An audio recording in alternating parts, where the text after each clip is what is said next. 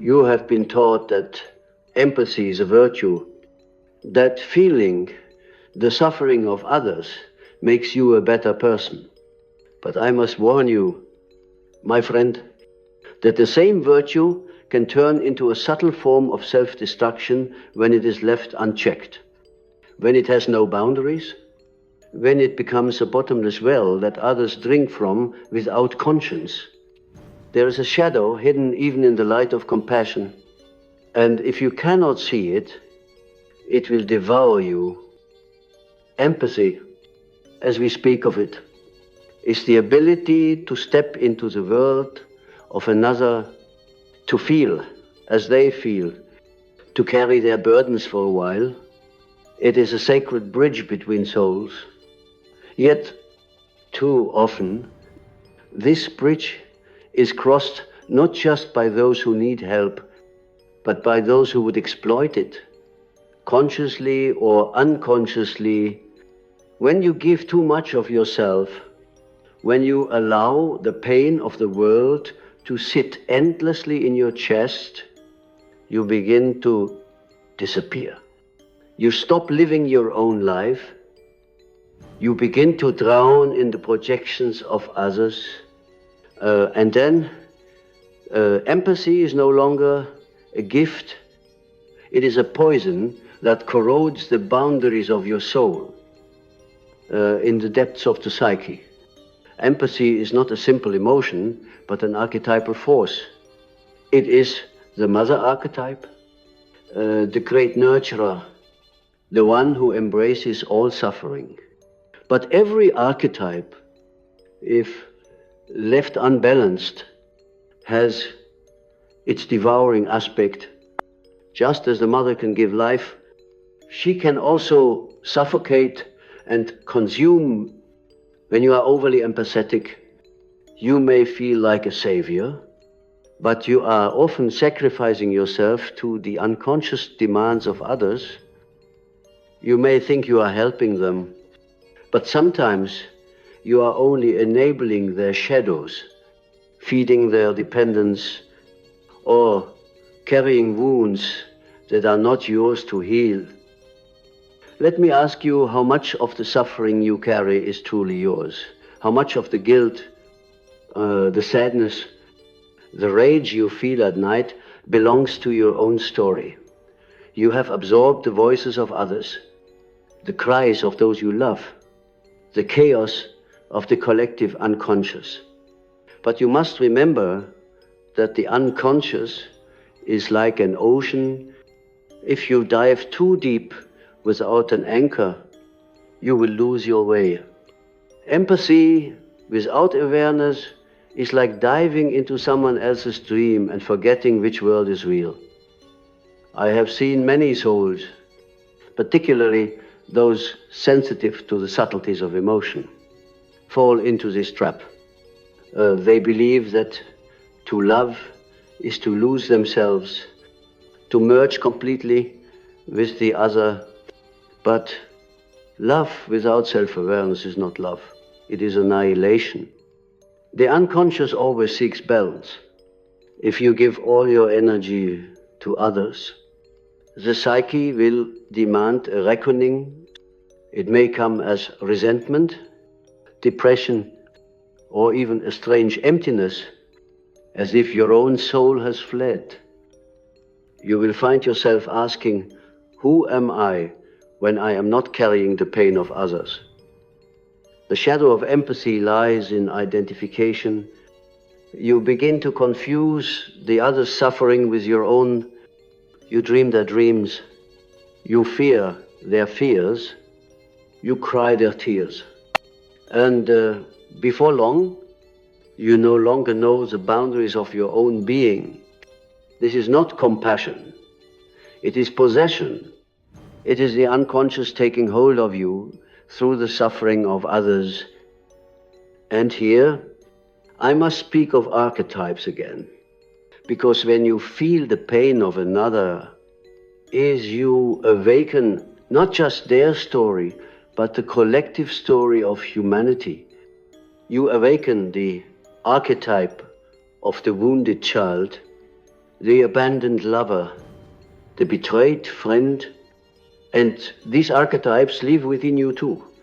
They resonate with the strings of your own soul, amplifying what is already there. If you are not conscious, their song becomes a scream. The key is not to abandon empathy, but to purify it. True empathy is not about drowning in another's ocean, but about standing on the shore, reaching out a hand to help while keeping your own feet on the ground. You cannot save anyone by sinking with them. You can only save them by staying awake, by being the mirror that reflects both their pain and their potential. But this requires a deep knowing of yourself. It requires shadow work, the courage to face your own darkness, to understand where your own wounds end and theirs begin. In dreams, empathy often appears as water. Sometimes it is a calm lake, sometimes a raging flood. If in your dream you are drowning in water that is not yours, it is the psyche warning you that you are carrying too much of what belongs to others. I recall a patient who dreamed repeatedly of carrying a child through a flood, always terrified that both of them would be swept away. When we explored the dream, she realized that the child was not hers, but represented the burdens of her family, the generations of pain she had absorbed. The flood was her own unconscious rising because she had neglected her own boundaries for too long. You, too, may be carrying children that are not yours, symbolic burdens, responsibilities, emotional weights passed down from others. Perhaps you have become the vessel for their unspoken grief. But I tell you this, the psyche is not meant to hold what is not yours.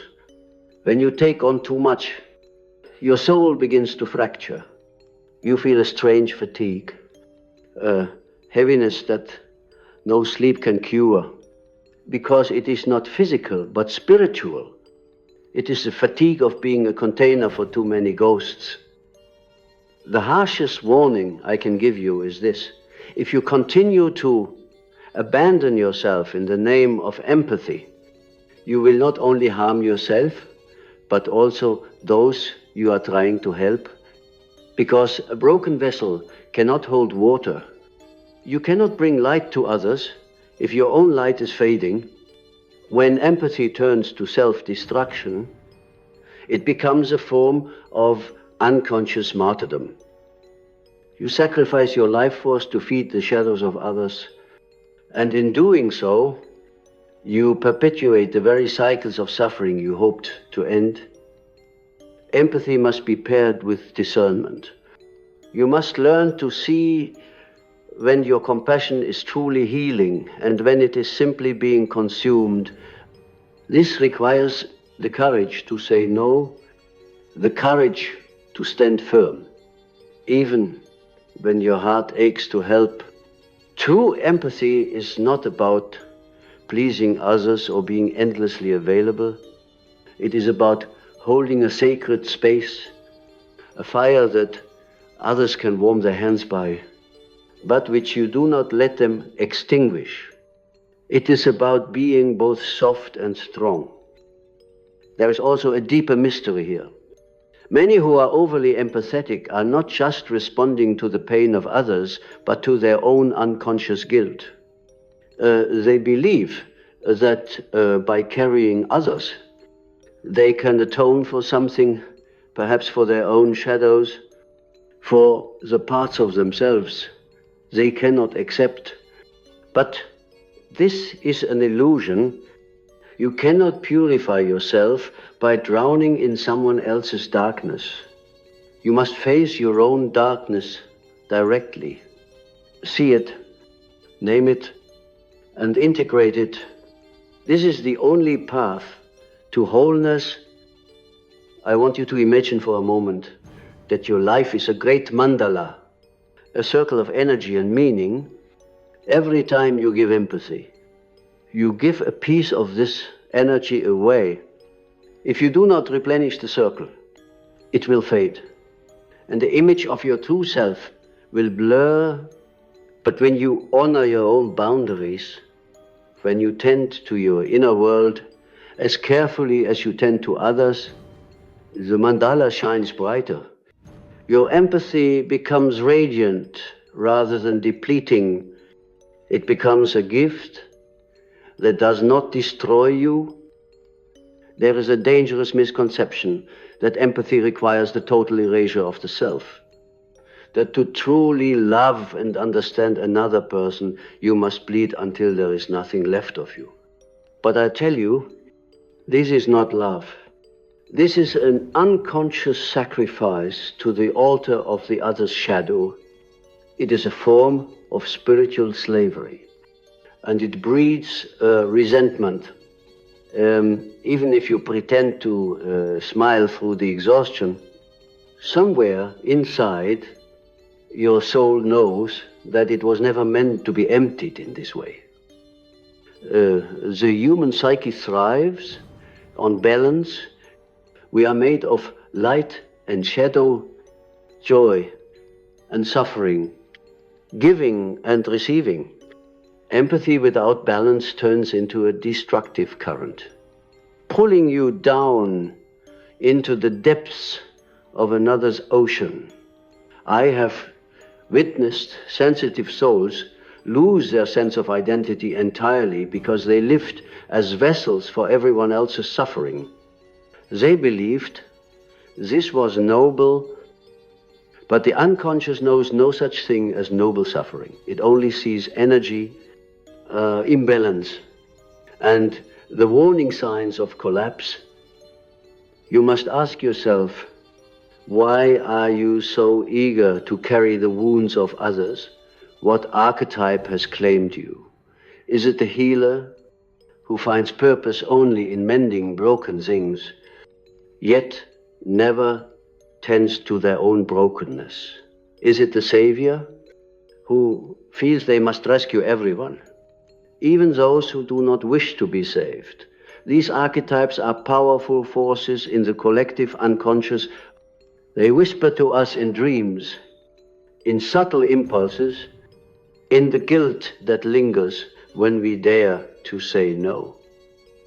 But like all archetypes, they have a shadow side. The healer, when unconscious, becomes the wounded healer who bleeds endlessly for others. Unable to heal their own wounds, the savior becomes the martyr, crucified on the expectations of those they serve. This is why boundaries are not a sign of cruelty, but of wisdom. Without boundaries, you become a mirror for everyone else's darkness, and you will mistake it for your own reflection. When you say no, when you protect your inner life, you are not rejecting others. You are simply refusing to let their unconscious shadow consume yours. You are saying, I am not your wound, and I will not carry your ghosts. I will stand with you, but I will not drown with you. In the language of the psyche, this act of boundary setting is not selfish but sacred. It is the drawing of the mandala, the sacred circle of your being. Within this circle lies your soul, your unique energy, your divine spark. When you let this circle be trampled, when you let everyone pour their poison into your sacred space, you lose the clarity of who you are. Your dreams become chaotic. Your energy becomes fractured, and the unconscious begins to cry out for restoration, often through painful symptoms, fatigue, confusion, even illness. I once counseled a man whose dreams were filled with images of broken glass He would dream of walking barefoot over shards, bleeding with every step. In waking life, he was known for his kindness, his endless patience with everyone's problems, but what he did not see was that his psyche was screaming for him to stop. The glass was a symbol of his shattered boundaries. His empathy had cut him open. And every night his unconscious gave him the same warning: if you continue this way, you will be nothing but fragments. To those who are naturally empathetic, I say this: with the deepest compassion, your gift is precious, but it must be protected. Empathy is like fire. It can warm or it can burn. It can light a path or destroy a house. The difference lies in how consciously you tend to it. Do you pour your energy endlessly into others, expecting nothing in return, and then wonder why you feel hollow? Or do you allow yourself to receive, to be nourished, to stand as a whole and radiant being, so that when you give, it comes from a place of strength rather than depletion? The harshest truth is that not everyone you help truly wants to be healed. Some people live through their wounds. They feed on the sympathy of others. Often without knowing it, they remain unconscious of their own power, content to let someone else carry their burdens. When you continually give empathy to such people, you are not helping them grow. You are enabling their shadow to remain unchallenged. And worse, you are draining your own life force in the process. The unconscious will not allow this imbalance forever. It will begin to rebel. Perhaps you will find yourself snapping at someone for no reason, or withdrawing from the world, or feeling a nameless anger boiling beneath your calm surface. This is not a sign that you are bad or unkind. It is a sign that your soul is demanding to be seen, to be cared for. It is your inner self saying, I, too, need empathy. I, too, need compassion. In the mystical journey of individuation, we are not called to dissolve ourselves for the sake of others. We are called to integrate, to unite the opposites within, to become whole. And wholeness requires that you see your own needs as valid, that you honor the boundaries that keep your soul alive. There is a profound strength in saying, I love you, but I will not carry what is yours to carry. There is wisdom in allowing others to face their own shadows, to walk through their own darkness, because only through this confrontation can they find their true selves.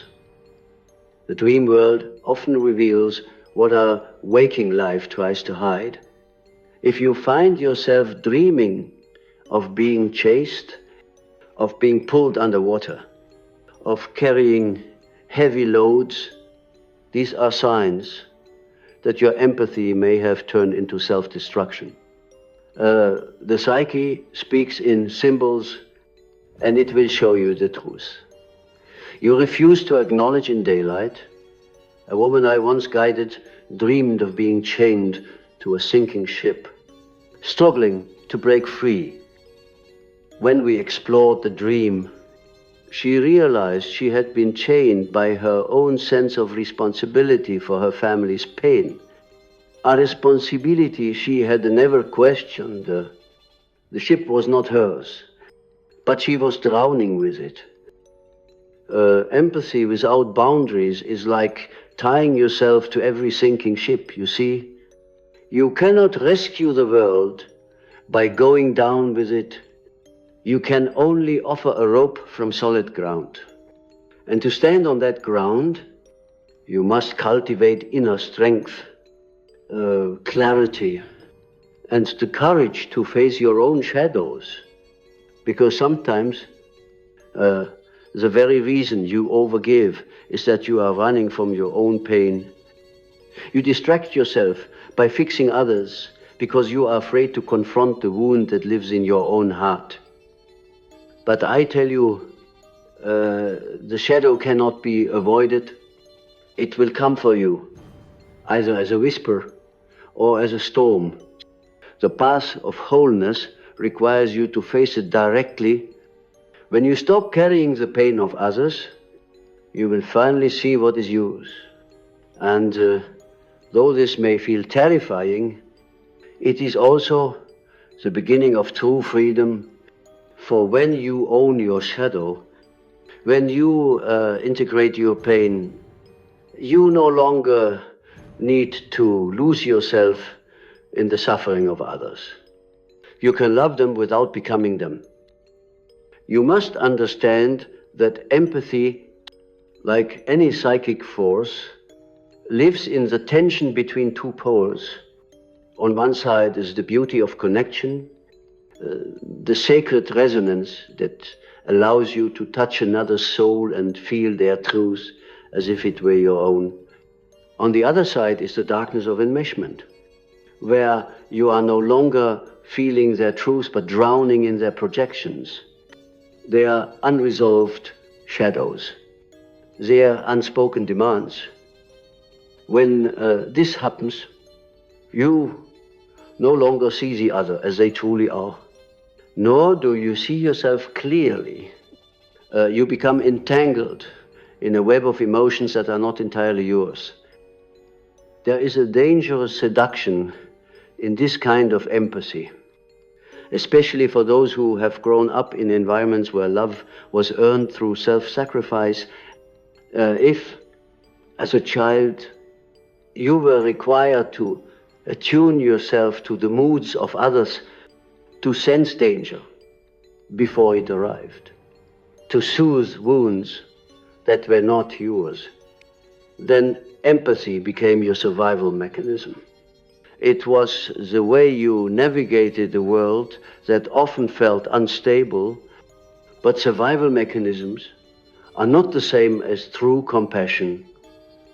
They are born out of fear and vigilance, not out of wholeness and freedom.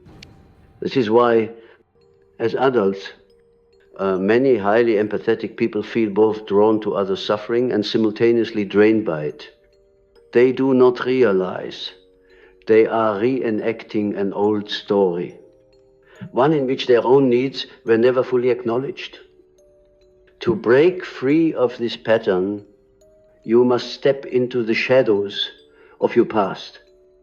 You must see the child within you, the one who learned to read the emotions of the room like a script, who felt responsible for keeping the peace, who believed that love meant carrying burdens that were never yours. This child is still alive within you, whispering that if you stop caring, if you stop feeling everything for everyone, you will be abandoned. But this is an illusion, a ghost from the past. The truth is that love does not require self-destruction. True connection is not built on sacrifice, but on the meeting of two whole beings who see and honor each other. I once spoke with a woman who was always exhausted, though she had no physical illness. She described herself as a sponge for other people's emotions. Every time a friend cried, she cried harder.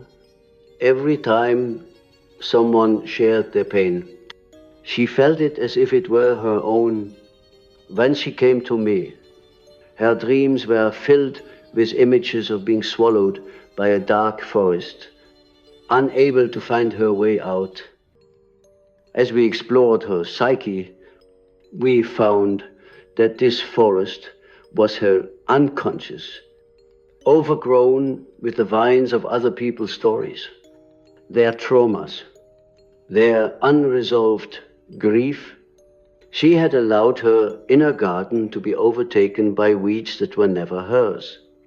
Her healing began the moment she decided to pull back, to let go of the idea that she must feel everything to be valuable. She learned to stand at the edge of the forest, to look in without being consumed. Empathy is powerful, but without discernment it becomes a weapon turned inward. It pierces you with the very pain you hope to alleviate. This is why I say empathy must be paired with self-knowledge. You must know your own shadow, your own desires, your own boundaries. Otherwise, you will lose yourself in the collective unconscious, that vast ocean of human pain that will swallow anyone who dives too deep without a guide. Consider the archetype of the martyr. The martyr believes that their suffering is proof of their love, that the more they bleed, the more they matter. But this is a distortion of true compassion.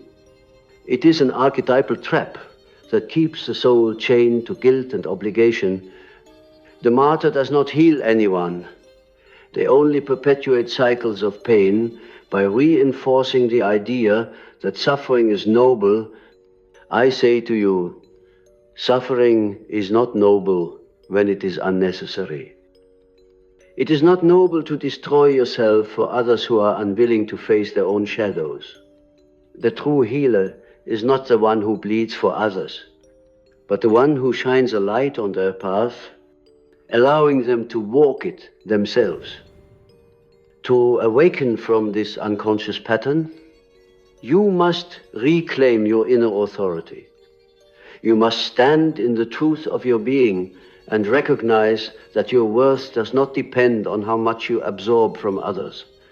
There is a strength in learning to witness pain without owning it. To say, I see you, I feel for you, but I will not lose myself in your storm. This is not coldness, it is clarity.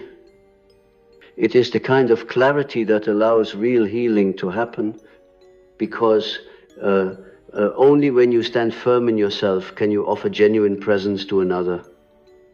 In the depths of the unconscious, the shadow of empathy often shows itself as a dream of drowning or being buried under heavy weights.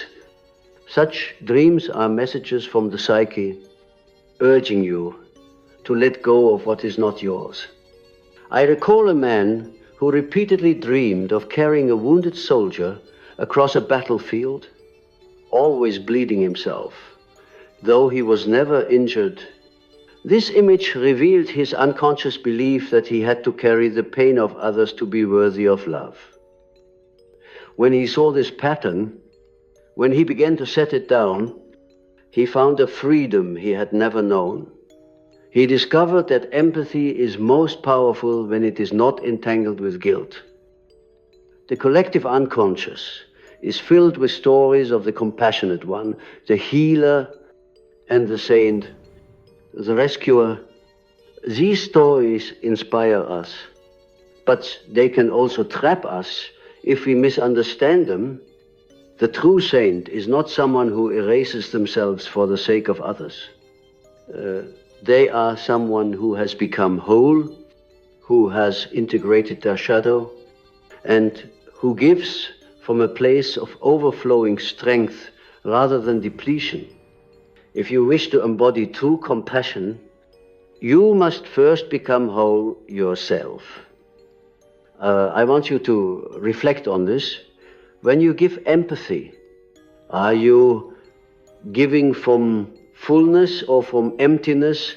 Are you offering your presence because it flows naturally from your heart, or because you feel obligated, guilty, or afraid of rejection? These are difficult questions, but they are essential. For when empathy becomes a compulsion, when it is no longer a conscious choice, it is no longer healthy. It becomes a chain that binds you to the suffering of others, even when they do not want to be freed. There is another layer to this mystery, one that many do not see. Over-empathy can sometimes be a way of avoiding your own inner work. When you are always focused on the pain of others, you do not have to face the silence of your own soul. You do not have to listen to the voice that whispers of your own wounds, your own fears, your own unlived life. In this way, empathy becomes a distraction. It feels noble, but it is a way of running from yourself, but you cannot run forever. At some point, your unconscious will demand your attention. It will send dreams, synchronicities, and even crises to wake you up. It will show you the parts of yourself that have been neglected. The inner child who still waits for your love, the shadow that longs to be acknowledged. When you turn toward yourself, when you finally offer the same compassion to your own soul that you have given to others, you will begin to understand what empathy was always meant to be: a bridge, not a prison. There is a profound liberation that comes when you realize that empathy does not mean ownership of another's suffering.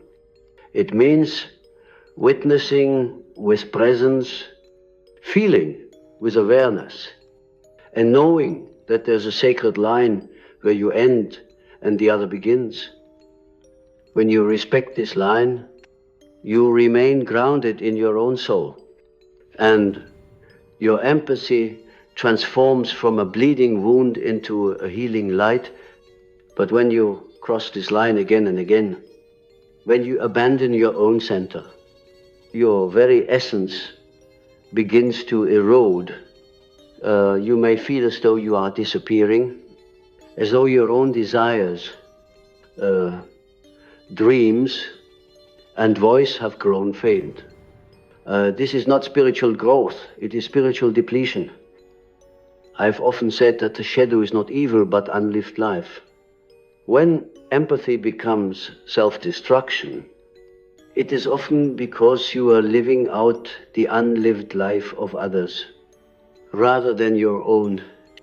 You carry their regrets, their failures, their grief as if they were yours. But the more you do this, the further you drift from your own path of individuation. The unconscious will not tolerate this indefinitely. It will create a crisis, a collapse, to shake you awake.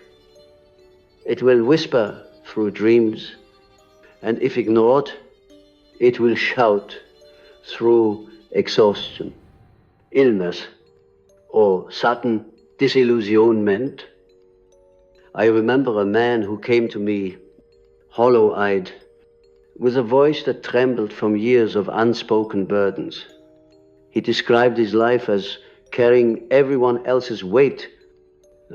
He was the one his family called, in times of crisis, the one who absorbed every friend's sorrow, the one who felt he could not rest because there was always someone who needed him. In his dreams, he was constantly running uphill, carrying bags of stones.